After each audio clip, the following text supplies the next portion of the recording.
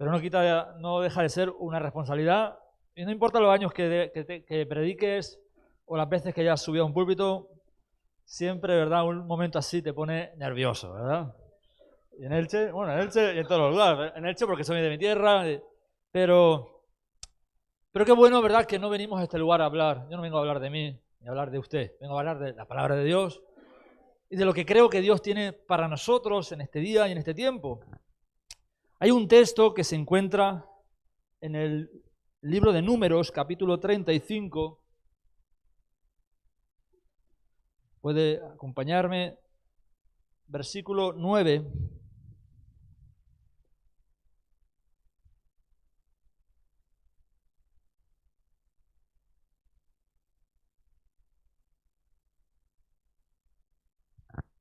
Y dice así, Números 35, versículo 9. Habló Jehová a Moisés diciendo: habla a los hijos de Israel y diles: cuando hayáis pasado al otro lado del Jordán, a la tierra de Canaán, os señalaréis ciudades. Ciudades de refugio tendréis, donde huya el homicida que hiriere a alguno de muerte sin intención, y os serán aquellas ciudades para refugio del vengador, y no morirá el homicida hasta que entre en juicio delante de la congregación. Entonces, refugio, cuando hablamos de refugio, estamos hablando de un lugar que sirve para protegerse de un peligro. Es una protección, es amparo que una persona encuentra en otra o en algo, librándolo del peligro. En Génesis dice, cuando estaban Abel y Caín, los dos primeros hermanos de la Biblia, llega un momento donde Dios le pregunta a Caín, le dice: Caín, ¿dónde está tu hermano? Evidentemente le estaba ocultando lo que había ocurrido. ¿Dónde está tu hermano, Abel, Caín?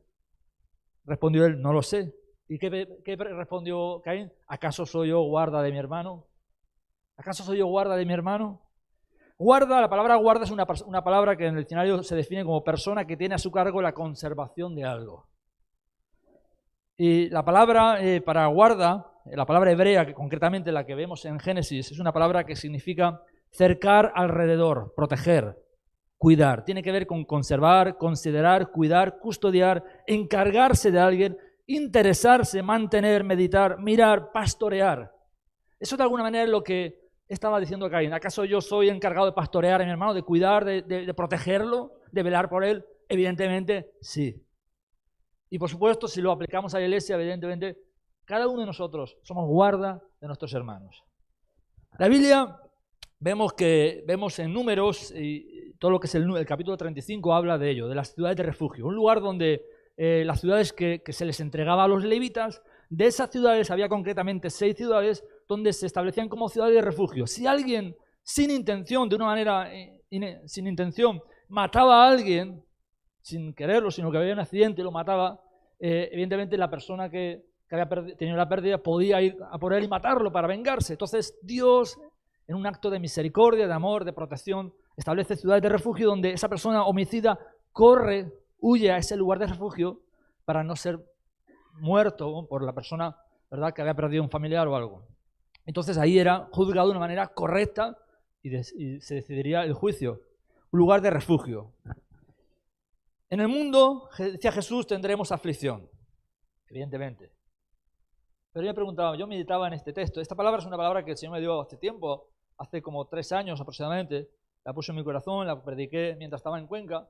Y cuando el pastor pues, me de compartir hoy, venía concretamente esta predicación. Jesús decía: en el mundo tendréis aflicción. Pero yo preguntaba: ¿y en la iglesia? ¿En la iglesia deberíamos tener aflicción? Evidentemente no. ¿Por qué? Porque la iglesia está compuesta, como vemos luego más adelante, veremos en Efesios, ¿verdad? La iglesia está compuesta por personas que de una manera sobrenatural, con ese poder que Carlos describía hace poco, han sido transformadas por el poder de Dios.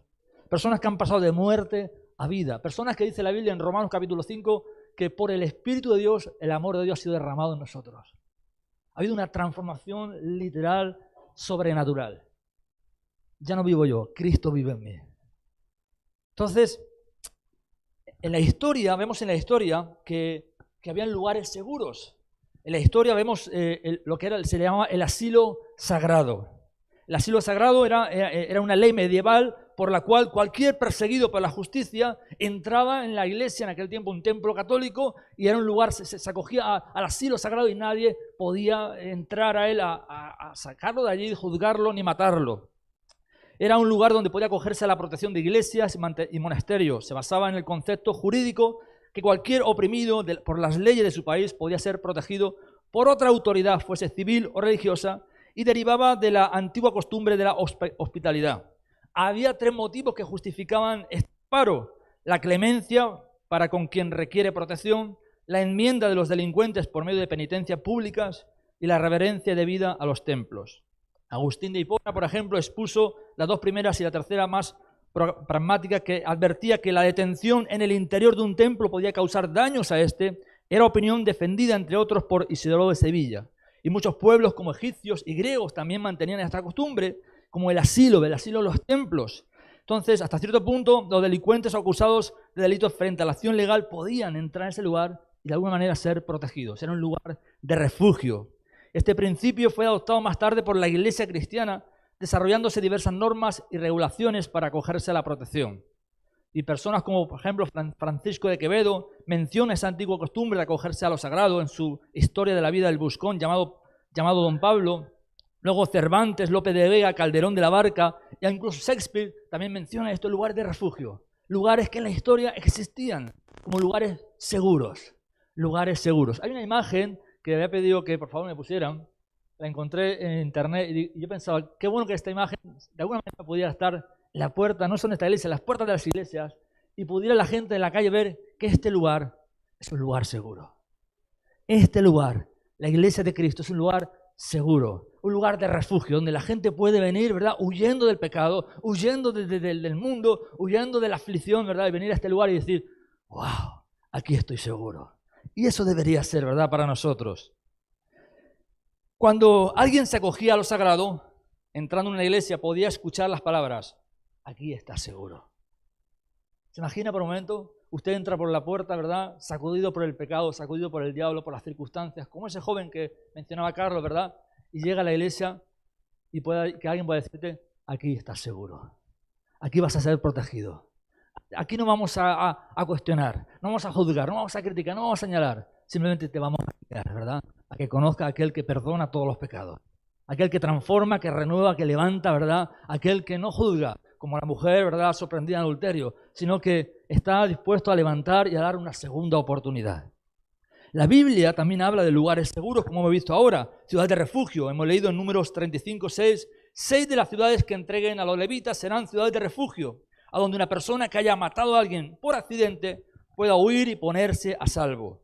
El versículo 11 también dice, designen ciudades de refugio donde una persona pueda huir si ha matado a alguien por accidente. Y lo vemos en Deuteronomio 4, en Deuteronomio 19, en Josué 20, en Primera de Crónicas 6, y a lo largo de la Biblia vemos evidentemente que se habían establecido esas ciudades. Ciudades que tenían nombres como Cedes en Galilea, en el monte de Neftalí, Siquem en el monte de Efraín, Kiriat Arb en Hebrón, en el monte de Judá, Beser en el desierto a la llanura de la tribu de Rubén, Ramot en Galaad y Golán en Basán de la tribu de Manasés. Y algunos comentaristas, como el antiguo comentarista Matthew Henry, veían estas ciudades en el nombre, en el significado, veían un principio espiritual que reflejaba de alguna manera a Cristo. Porque Cedes significa santo y nuestro refugio es el santo Jesús, ¿verdad? Por ejemplo, Siquem significa un hombro y el principado sobre su hombro, dice la Biblia, hablando de Cristo. Hebrón, comunión, y los creyentes están llamados a la comunión con Cristo, ¿verdad? Beser significa una fortaleza. Y Él, ¿verdad?, es fortaleza, torre fuerte para todo aquel que va a Él. Torre fuerte es el nombre del Señor, a Él correrá el justo y será levantado. Ramot significa alto o exaltado, pues Dios le ha exaltado con su diestra. Y Golán, gozo o exaltación, porque todos los santos son justificados en Él y se gloriarán en Él. Cuando alguien entraba en una ciudad de refugio, podía escuchar la voz de los levitas diciéndole, aquí estás seguro. Aquí nadie te va a matar. Va a haber un juicio, evidentemente, por el homicidio, por el delito que has hecho, pero nadie te va a matar de una manera injusta. Estás seguro. Y la persona de alguna manera huía corriendo, sabiendo que iba a morir. Estaba en manos de su vengador. Y cuando entraba por aquellas puertas, ¿verdad?, buscando el refugio, Evidentemente sabían que era un homicida, que huía de su delito, pero nadie lo juzgaba, nadie lo criticaba, sino que había un justo juicio para él y era un lugar seguro. El templo en la Biblia era un lugar también de refugio. Además de la ciudad de refugio, el templo en alguna ocasión servía como un lugar donde la gente se resguardaba. Primera de Reyes 1 dice: por este tiempo Adonías, hijo de David, cuya madre era Agit, comenzó a jactarse diciendo: voy a proclamarme rey. Así que consiguió carros de guerra con sus conductores y reclutó 50 hombres para que corrieran delante de él. Ahora bien, su padre, el rey David, jamás lo había disciplinado, ni siquiera le preguntaba: ¿por qué haces esto o aquello? Adonías había nacido después de Absalón y era muy apuesto. Adonías se apoyó en Joab, hijo de Sarvia, y en el sacerdote Abiatar, y ellos aceptaron ayudarlo a llegar a ser rey. Entonces se proclamó como rey de una manera, ¿verdad?, autodidacta. Entonces, 1 Reyes capítulo 1, 50-51 dice: Adonías tuvo miedo de Salomón por lo que corrió a la carpa sagrada, se agarró los cuernos del altar. Pronto llegó a Salomón la noticia de que Adonías, por temor, se había agarrado los cuernos del altar y rogaba que el rey Salomón jure que hoy no me matará. Entonces entraba en el templo de una manera para sentirse seguro, como un lugar de refugio, para no ser muerto, matado.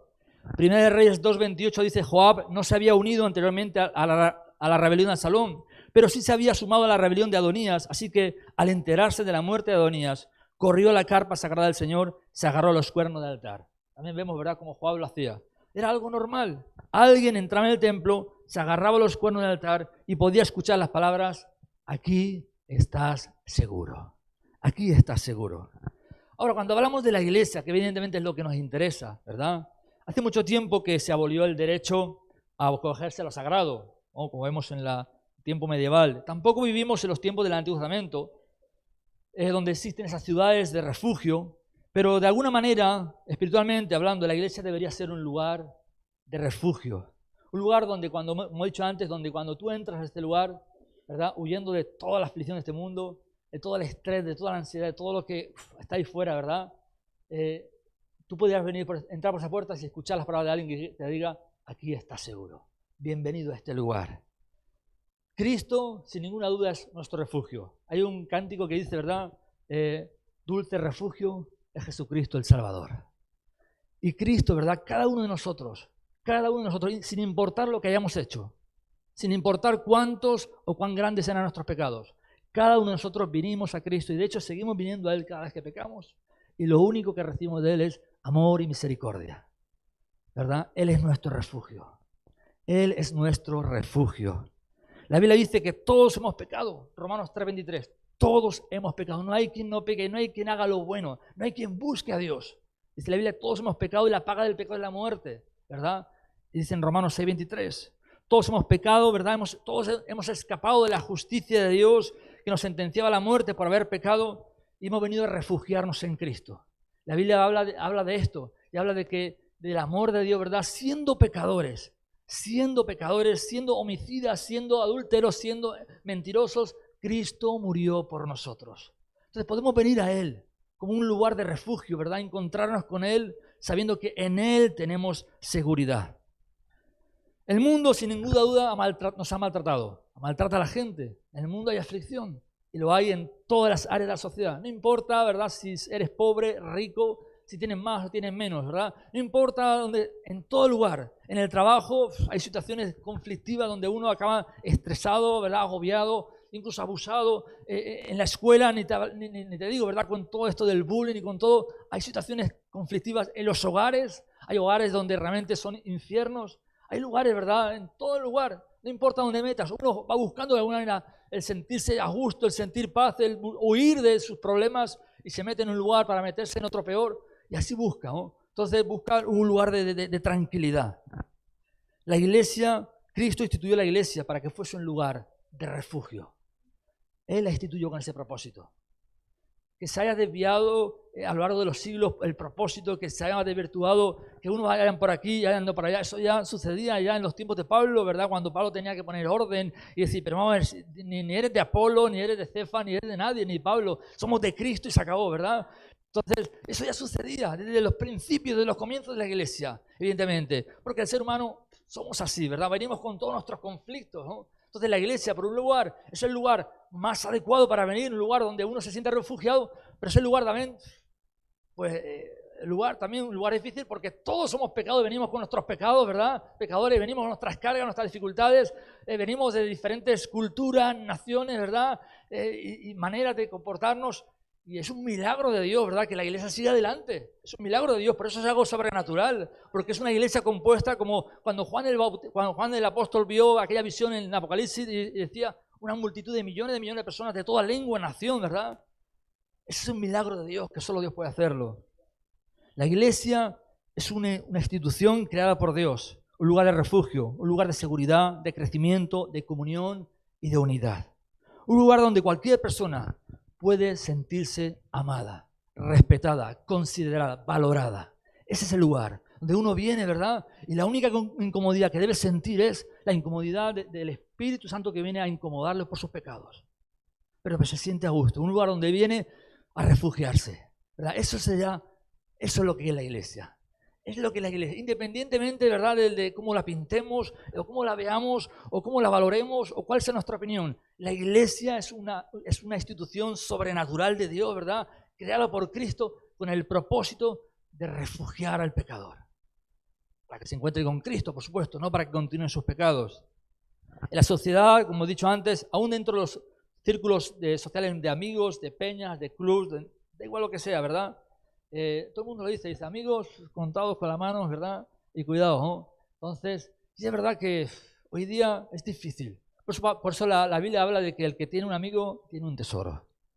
El que realmente tiene un amigo tiene un tesoro. Y es difícil hoy ir a una persona y abrirte de par en par, contarle todos tus problemas, con la seguridad de que no te va a juzgar ni te va a criticar, o cuando te vayas, ¿verdad? Una vez estaba en un trabajo, hace muchos años, cuando vivía en Tarragona, y estaba en un trabajo. Y recuerdo que en la hora del almuerzo era mi primer o segundo día de trabajo en ese lugar, y en la hora del almuerzo estaba ahí sentado allí, y yo simplemente escuchaba a todos mis compañeros, no los conocía prácticamente porque había entrado, y los escuchaba hablar de antiguos compañeros que habían ido. ¿Te acuerdas de fulanito? Y empezaban a criticar a uno y a otro y a otro. Y en ese momento yo pensé, cuando yo me vaya de aquí, van a hablar de mí también. Así que tengo que ver cómo me voy a comportar porque van a hablar de mí, ¿verdad? Y eso sucede. Lamentablemente sucede. Y lo hemos visto lamentablemente aún entre grupos religiosos cristianos.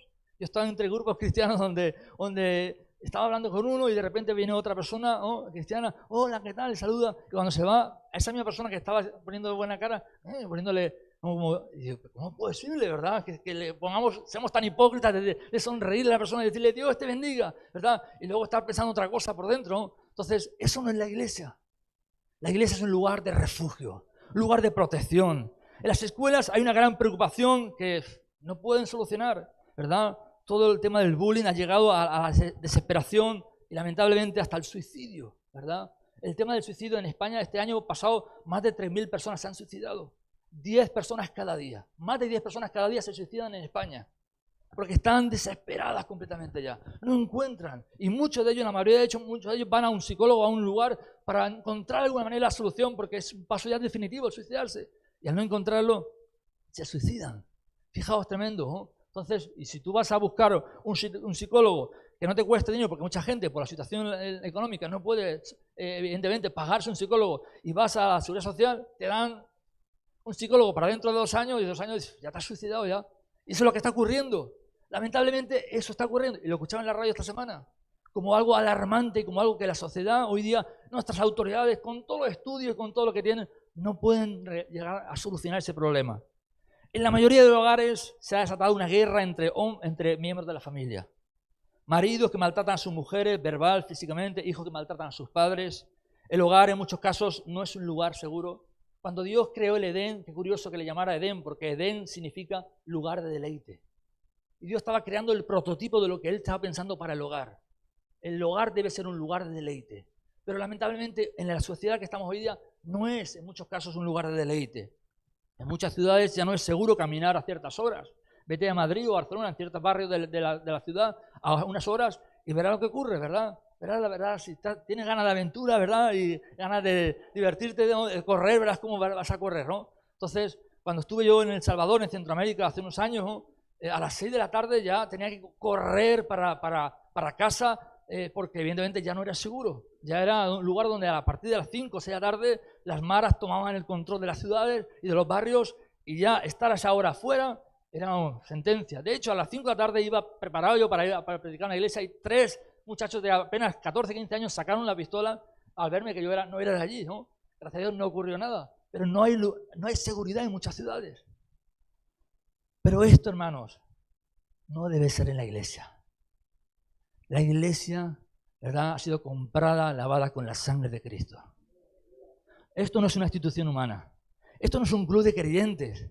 Aquí no es me apunto, no me apunto hoy, porque no, esto es la iglesia de Dios, donde somos, de alguna manera, entramos en ese cuerpo, no simplemente asistiendo como algo más, sino es algo que Dios mismo nos mete en el cuerpo de Cristo.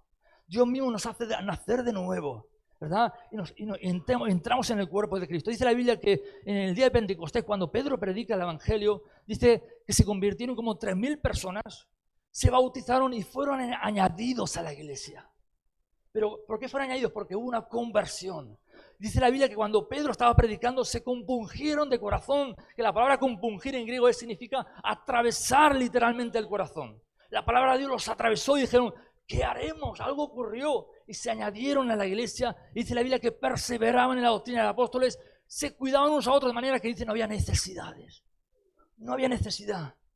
Y era tal lugar de refugio que en la segunda predicación de Pedro otros 5.000 personas se convierten y se añaden a la iglesia. Y aún sacerdotes se añadían a la iglesia y nadie podía parar eso, porque era un lugar de refugio, un lugar donde la gente se sentía a gusto. Había comunión, ¿verdad? Partían el pan, había oraciones, alabanzas, había favor con el pueblo.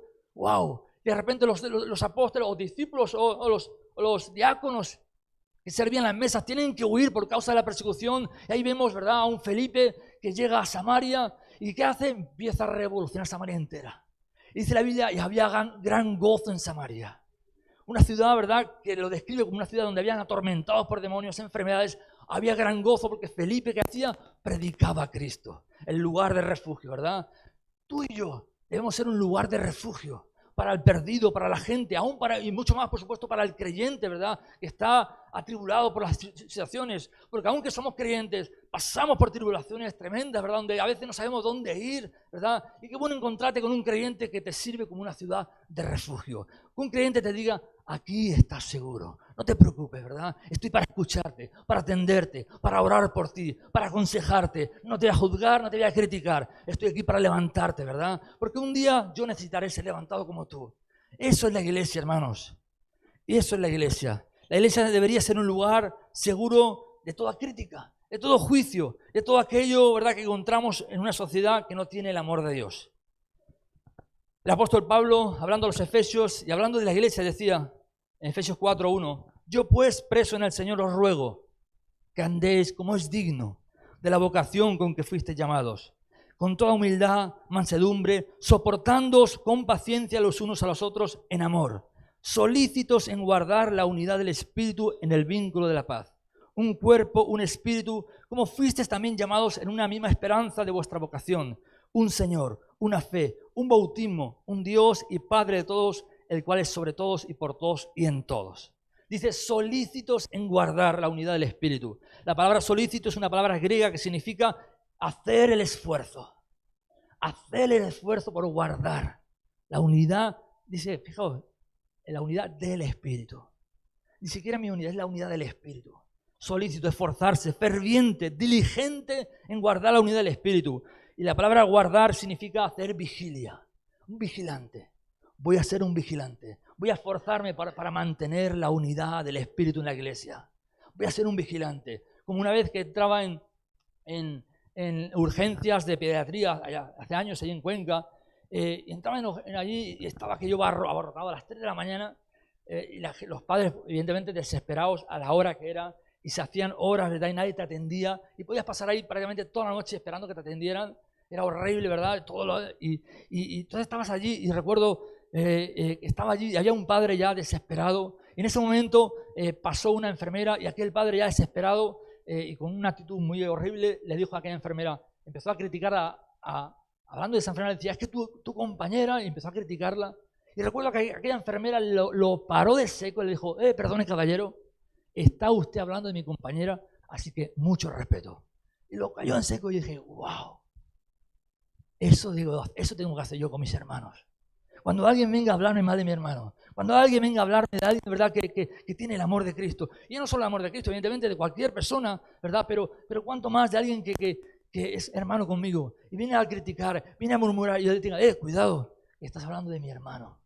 Estás hablando de alguien por quien Jesús murió por sus pecados, ¿verdad? Alguien que Jesús creyó, ¿verdad?, que valía la pena morir por él. Así que, hermanos, somos lugar de refugio. La iglesia es el lugar donde estamos seguros. Todos y cada uno de nosotros debemos, por mandato bíblico, esforzarnos en guardar a nuestro hermano, su integridad, testimonio, su vida, la comunión que hay con él, con ella. Debemos ser diligentes en esto, prontos, ¿verdad?, fervientes en ser guardas los unos a los otros, guardas de la unidad, de la comunión. Si la iglesia hace esto, yo creo que el mundo va a querer correr, entrar a este lugar.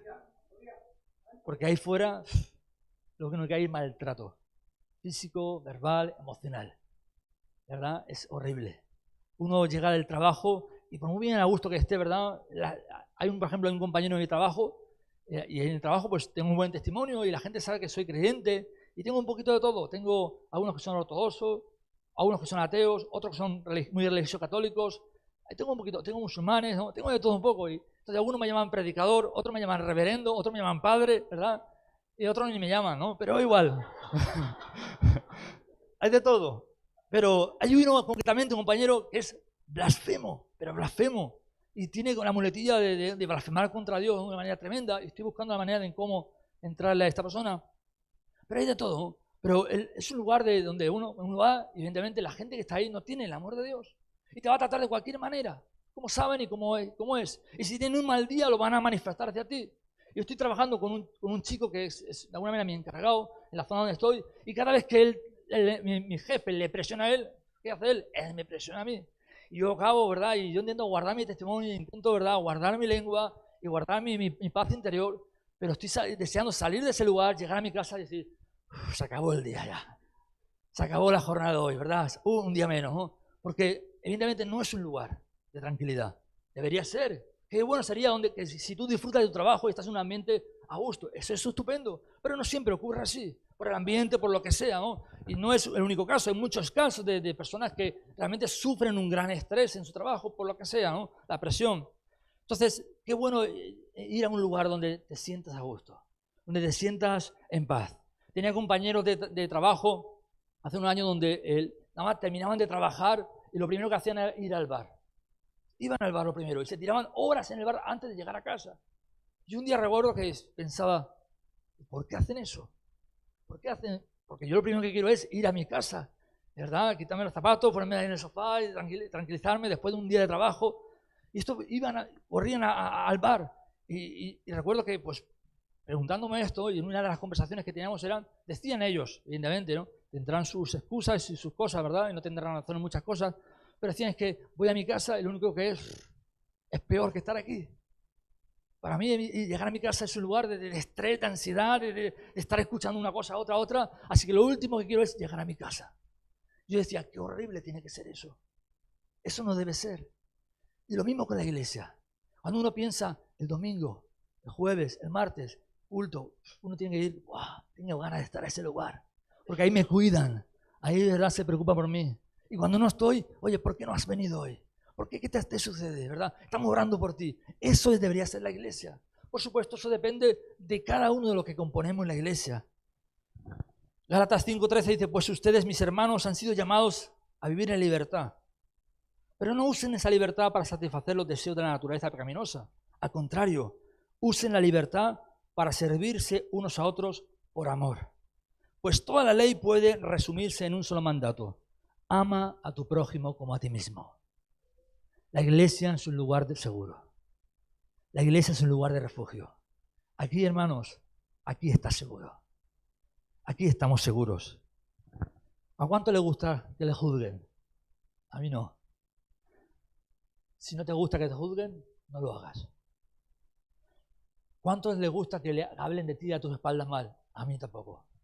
Eso decía un trabajador, llega a su casa, le dice a su mujer, estoy cansado de mi trabajo, estoy cansado de que siempre la gente hable a mis espaldas. Y su mujer le dijo, ¿hasta cuándo te vas a dar cuenta que eres conductor de autobús? ¿Entendió o no entendió? Es normal que la gente hable de su espalda, era conductor de autobús, ¿verdad? Todos están detrás. Entonces, pero a nadie nos gusta que hablen mal de nosotros. A nadie nos gusta que hablen mal de nosotros. No lo hagas. No lo hagas tampoco, evidentemente. Si alguien viene a ti a hablar mal de alguien, sabes que luego va a hablar mal de ti también con otro. Eso va a ser así. Así que mejor hazle claro. Una vez estaba en el seminario y un compañero de seminario me tocó a mí predicar ese día y no recuerdo lo que prediqué, una de las predicaciones que prediqué, evidentemente pues había de todo, había de todo. No tiene por qué gustar lo que predico o lo que comparto a todo el mundo, evidentemente. Pues está o no. Pero me tocó compartir. Y luego en el tiempo de café, de estar tomando un té, había uno de mis compañeros allí y vino alguien, otro estudiante, y empezó a criticarme a él. Vino a él pensando que él lo iba a escuchar y empezó a criticarme. Lo que ha predicado Rafa, y lo esto. Y cogí a mi compañero, se levantó de su silla, lo ignoró y se fue. Lo dejó hablando con la palabra boca. Y luego me lo dijo. Pero qué bueno, ¿verdad? Que de alguna manera le haga, no con juicio, no con maldad, pero con amor, digamos, no me interesa. No estoy aquí para escuchar estas cosas. ¿Verdad? Estamos aquí para amar, para bendecir, para levantar, para refugiarnos unos a otros. Hagamos de esta iglesia, hermanos, un lugar de refugio. Decía Pablo, y estoy terminando, pero si están mordiéndose y devorándose unos a otros, tengan cuidado. No corramos el peligro de destruirnos unos a otros. Por eso les digo, dejen que el Espíritu Santo les guíe en la vida. Entonces no se dejarán llevar por los impulsos de la naturaleza pecaminosa. La naturaleza pecaminosa dice que desea hacer el mal. Es precisamente lo contrario a lo que quiere el Espíritu. El Espíritu nos da deseos que se oponen a lo que desea la naturaleza pecaminosa. Estas dos fuerzas luchan constantemente entre sí. Entonces ustedes no son libres para llevar a cabo sus buenas intenciones. Así que Romanos 12:9 dice, no finjan amar los unos a otros. No finjan. Dice, ámenlo de verdad. No finjas amar, ámenlo de verdad. Aborrezcan lo malo, aférrense a lo bueno. Ámense unos a otros con afecto genuino y deleítense al honrarse mutuamente. Wow, que el honrarte sea un deleite para mí. ¿Se imagina el honrarte, el que tú te sientas honrado, el que yo te vea, ¿verdad?, siendo bendecido por el Señor y aún bendecido por los hombres, ¿verdad?, que yo me deleite. Y como decía el pastor, vengo aquí, ¿verdad?, con gozo, con alegría predicando, pero que el mismo gozo tenga yo al ver, ¿verdad?, que otro hermano sube aquí a predicar y otro hermano está sirviendo al Señor y está siendo usado con dones y yo pueda tener una alegría diciendo, wow, me deleito en que Dios está honrando a esa persona, me deleito en que esa persona está siendo honrada.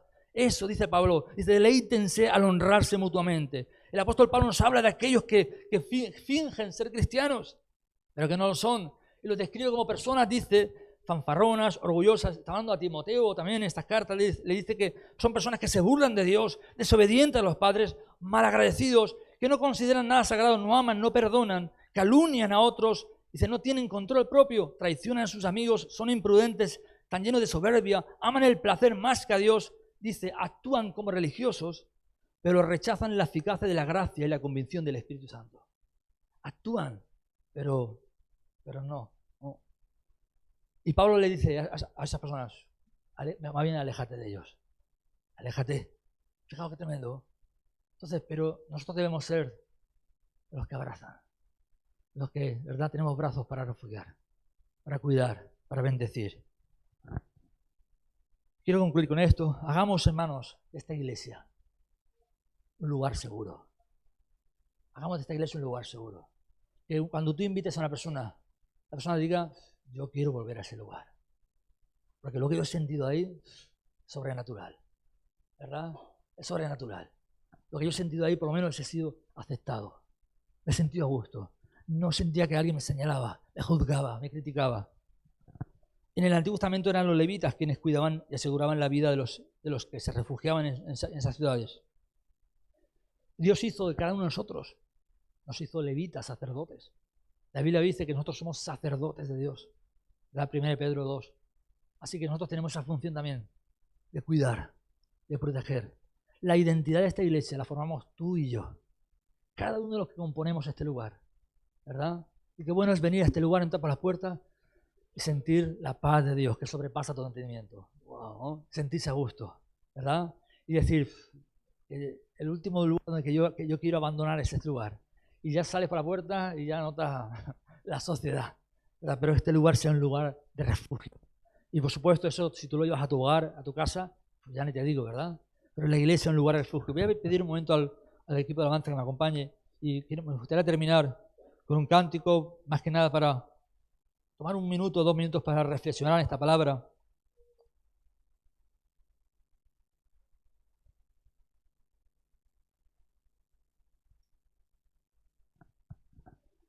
Como decía, ¿verdad? Nosotros y cada uno de nosotros somos sacerdotes en el Señor hoy día. Tenemos una responsabilidad que Dios nos ha dado. Una libertad y una responsabilidad. Antiguamente solamente los sacerdotes podían entrar al lugar santo y solo el sumo sacerdote una vez al año podía entrar a ese lugar santísimo y encontrarse con Dios. Hoy día Dios le dijo a Moisés el sueño. Dios le dijo a Moisés, este es el sueño que tengo. El sueño que le dijo en Éxodo, creo que 32, 33, le dice Dios a Moisés, quiero crear una nación de gente santa. Que todos sean sacerdotes, no solo una tribu, no solo un grupo de personas que puedan venir a mi presencia, o una vez al año, o cada cierto tiempo, no, que todos sean santos. Y eso lo crea a través de Cristo. Cuando Cristo viene, ¿verdad?, y quita el pecado de nuestros corazones, nos santifica, pone al Espíritu Santo dentro de nosotros, ¿verdad?, crea de nosotros un templo santo, un habitáculo, ¿verdad?, santo, donde de Dios mismo, el santo, santo, santo decide morar, vivir entre nosotros, y nos da una libertad. Dice la Biblia en Hebreos capítulo 10 que tenemos entrada libre al lugar santísimo por medio de la sangre de Jesucristo. Ya no hay velo, ya no hay nada que me pueda impedir venir delante del Dios Padre, ¿verdad? Sin intermediario, solo Jesucristo el único intermediario, ¿verdad? Cuando vengo delante de Dios y estoy orando, digo, Padre, vengo delante de ti en el nombre de Jesús. Y entro delante de Él y lo crea o no lo crea, me cueste más sentirlo o no, sienta a Dios en ese momento o no, espiritualmente, y como la Biblia indica, es que yo estoy accediendo delante de Dios. Y Dios mismo, ¿verdad?, siendo el soberano, el creador de los cielos y la tierra, en ese momento me está observando. A mí, ¿verdad?, un humilde, ¿verdad?, pecador, me está observando y me está mirando y me está escuchando. Está escuchando que alguien en la tierra está diciendo, Padre, vengo en el nombre de Jesús, ¿verdad? Él me atiende, no importa, ¿verdad?, cuándo ocupado esté Dios, siempre tiene tiempo para mí. Dios es un lugar de refugio. Así que como ese sacerdote que me ha creado, ¿verdad?, tengo una libertad tremenda, tengo una libertad de poder venir delante de Dios. Pero toda libertad tiene una responsabilidad. Y mi responsabilidad como sacerdote es, ¿verdad?, no solamente para con Dios, es para con mis hermanos. Por eso, fijaos qué tremendo que el primer mandamiento es amar a Dios por encima de todas las cosas. Pero ese mandamiento no tiene sentido si no es con el segundo. Amar a tu prójimo como a ti mismo. Así que la pregunta es, ¿cuánto te amas a ti? Pues de la misma manera tienes que amar al que está a tu lado. De la misma manera tienes que amar, ¿verdad?, al que esté fuera. Y hace poco meditaba en eso, meditaba en este sentido, y decía, Señor, tú nos dijiste que te amáramos a ti por encima de todo. Tú nos dijiste que amáramos al prójimo, pero es que incluso tú dijiste que amáramos a nuestros enemigos. Fijaos, tremendo, el amor de Dios. Así que, hermanos, este lugar, sin ninguna duda, es un lugar de refugio. Pero yo quiero invitarte en esta tarde a que tú hagas un compromiso con Dios. Mientras entonamos un cántico, tú hagas una reflexión con Dios y le digas, Señor, yo quiero formar parte de ese lugar de refugio. Yo quiero ser alguien que añade, ¿verdad?, seguridad. Yo quiero ser alguien, ¿verdad?, que no soy, ¿verdad?, alguien que, todo lo contrario, que resta seguridad, sino que añade seguridad. Alguien que hace que la gente se sienta tranquilo. Que la gente cuando tenga un problema quiera venir a mí. No porque quiera ser un protagonista, porque quiera escuchar los problemas de los demás, sino que la gente se sienta a gusto de que le escucho, le atiendo, le aconsejo, no le juzgo, no le critico. Por eso me encantó el proyecto que nos contaba el misionero Álvaro, de caminar juntos. Personas que vienen con sus cargas, sus problemas, no les juzgamos, no les criticamos, simplemente les acompañamos, les escuchamos, les atendemos, ¿verdad? Y Dios hace el resto. Así que póngase de pie por un momento, vamos a orar.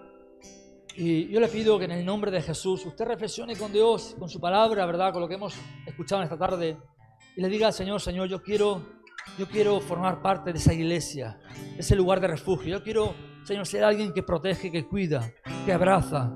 Yo quiero ser alguien que consuela, que levanta, que anima, que bendice. Yo quiero ser alguien, Señor, que trata a los demás de la misma manera, ni más ni menos, de la misma manera que tú me has tratado a mí. De la misma manera que tú cuidas de mí, que tú me cuidas, me das refugio, me proteges, me abrazas, me consuelas, me fortaleces. Yo quiero ser alguien que ministra esto a los demás. Padre, en el nombre de Jesús te damos gracias en esta tarde. Primeramente por habernos salvado y rescatado. Reconocemos cada uno de nosotros, Señor, que somos pecadores. Sí, Señor, lavados con la sangre de Jesús. Nos has cambiado, nos has transformado. Cada uno de nosotros andábamos en nuestros delitos y pecados. Estábamos muertos en esos delitos. Éramos hijos de ira, Señor. Seguíamos las corrientes del príncipe de este mundo, Señor, y nuestro destino era la condenación. No había manera humana posible de escapar de eso, Señor. Pero gracias te damos en esta tarde porque enviaste a tu Hijo amado a morir por nuestros pecados. Señor, lo enviaste para pagar nuestro precio, para comprarnos con sangre. Señor, sin mirar nuestros pecados, sin mirar lo malo, Señor, que habíamos hecho. Señor, tú decidiste morir por nosotros, pagar nuestra libertad, rescatarnos, transformarnos. Y aún cada día que venimos delante de ti, habiendo fallado, Señor, sigues teniendo misericordia. ¿Qué sería de nosotros, Señor, si tú por un momento apartaras tu mano de misericordia sobre nosotros? Señor, ninguno de nosotros estaríamos aquí. Pero gracias porque tu mano poderosa sigue extendida sobre nuestras vidas. Tu palabra dice que el que comenzó la obra la va a perfeccionar. Tú has prometido estar con nosotros todos los días hasta el fin del mundo. Señor, pero tú has establecido a tu iglesia en esta tierra para ser sal, para ser luz, para ser un lugar de refugio donde la gente pueda venir y pueda sentirse amada por ti, Señor. Que tu amor fluya a través de cada miembro de esta iglesia. Que tu misericordia, Señor, fluya de una manera sobrenatural a través de nosotros. A pesar de nuestras carencias, a pesar de nuestros conflictos, de nuestras dificultades, a pesar de nuestras diferencias, seamos, Señor, una imagen viva de tu gracia y de tu amor en esta tierra. Señor, sin ninguna duda esta sociedad necesita una iglesia que responde a sus necesidades, a la necesidad de la sociedad.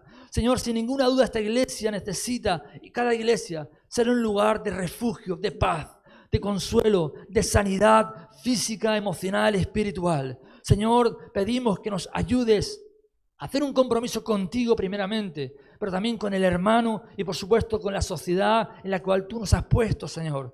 Oh Dios Todopoderoso, crea de nosotros, de tu iglesia, un lugar de descanso, un lugar de paz, donde cualquier persona pueda venir, Señor, y sentirse bien, Señor. Te lo pedimos en el nombre de Jesús. Aprovecha un minuto de esta canción para reflexionar, habla con Dios por un momento y de una manera personal, díselo a Él.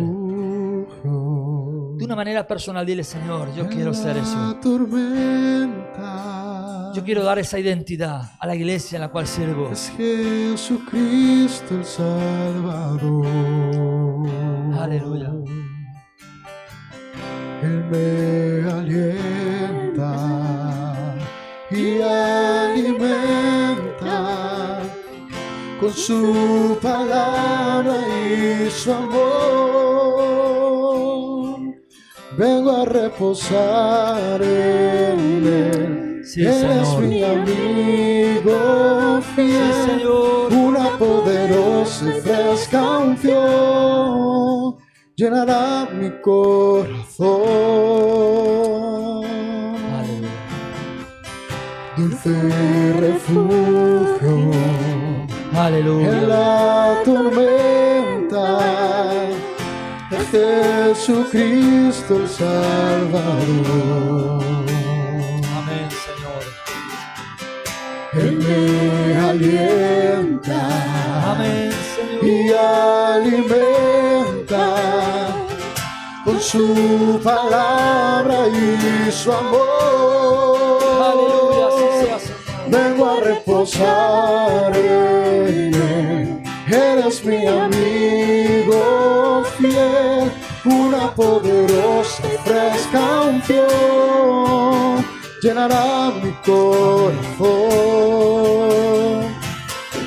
Vengo a reposar en Él. Eres mi amigo fiel, una poderosa y fresca unción llenará mi corazón.